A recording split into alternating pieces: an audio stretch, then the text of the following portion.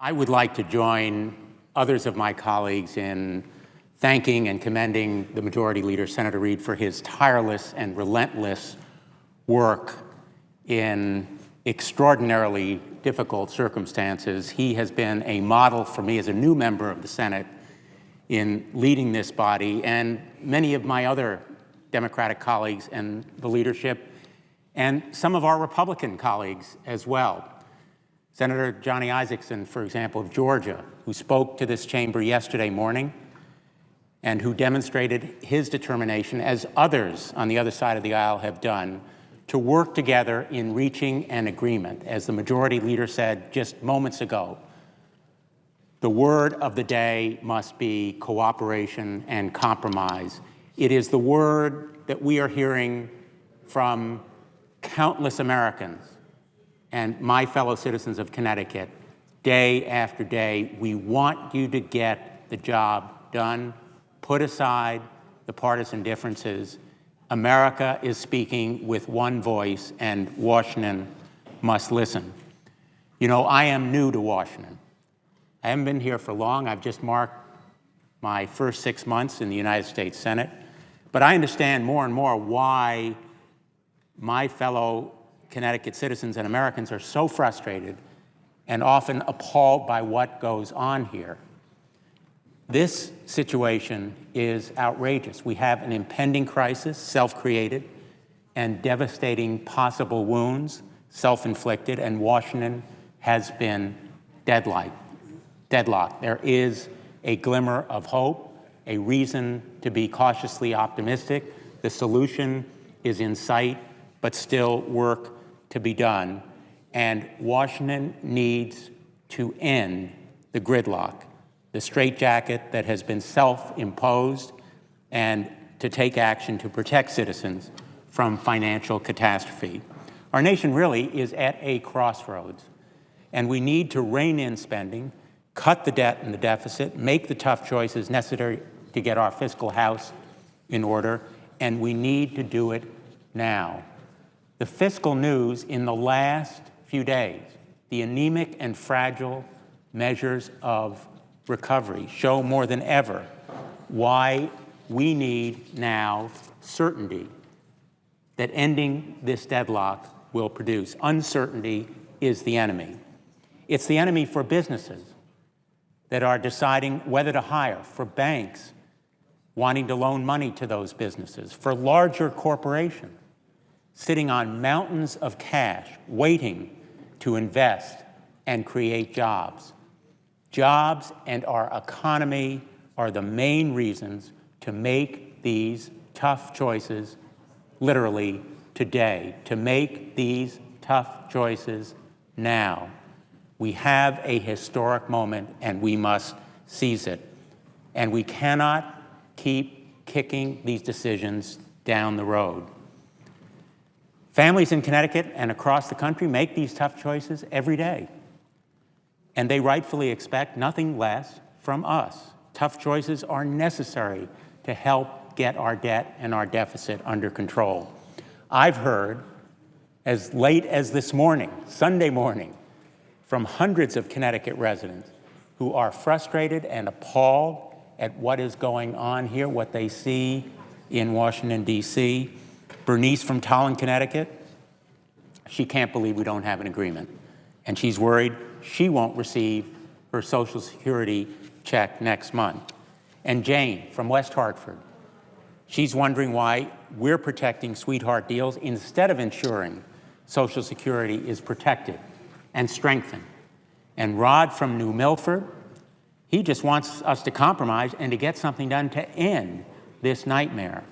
I agree with them and hundreds of others from Connecticut and around the country who want to make sure that those troops in Afghanistan are paid, that their families are taken care of, and I thank the citizens of Connecticut for calling or writing to me. I agree that the immediate solution, and agree with them, is not only to raise the debt ceiling, but also to cut spending. As the Reid proposal makes clear, dollar for dollar, to match every increase in that debt ceiling, without tax increases, none, without any cuts in Medicare or Social Security. None. Those basic principles in the Reid proposal are what should be embodied in what the outcome is of this debate. The markets need a real solution, not a short-term fix, to demonstrate that we're committed to achieving real results in cutting spending. Anne from Hamden in Connecticut makes this point powerfully. She just called yesterday to say a short-term plan would not provide the certainty the markets are desperately seeking, and I agree. No short-term plan can provide that kind of certainty.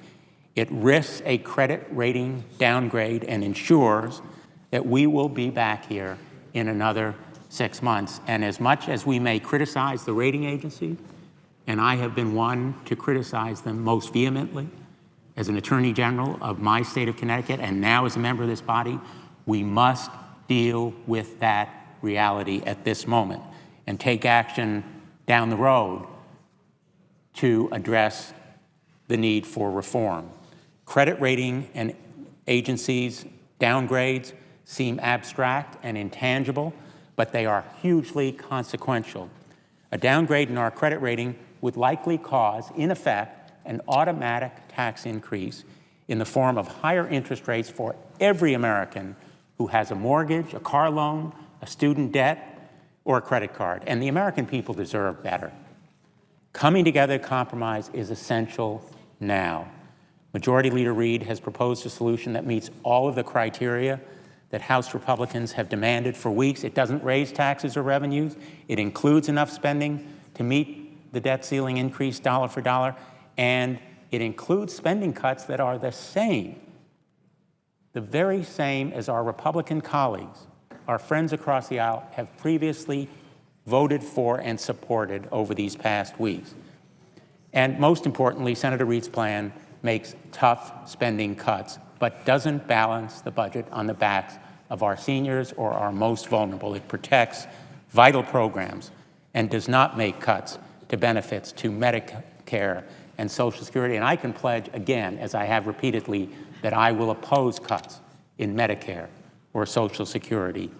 Time and again, Democrats have shown that we are willing to compromise to avert catastrophe and default.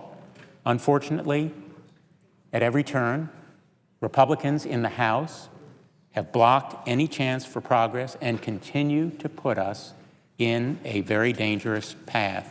I am hopeful that the deadline will produce a compromise, that the talks will be productive, but today's filibuster of our efforts to prevent a default is indeed unprecedented. As my colleague, the very distinguished senator from Maryland, has pointed out just a few moments ago on the floor, since March of 1962, Congress has raised the debt limit 74 times, 18 times under President Reagan.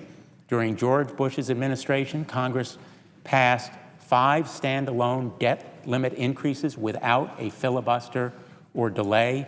And until today, until this point, debt limit increases were routine, usually passed by a simple 51 vote majority, without the procedural hurdles that my Republican colleagues are using today. They need to come to the table, and hopefully they will continue to be at the table to work with us to find a compromise for the good of the country and the good of our economic recovery. So I hope that my Republican colleagues will join us in achieving that result for the sake of millions of Connecticut families who are watching and listening, as are hundreds of millions of Americans, and for the sake of our economy moving in the right direction. It is about jobs, jobs, jobs, the certainty that our economy needs at this point in its history, affordable interest rates to move our economy forward.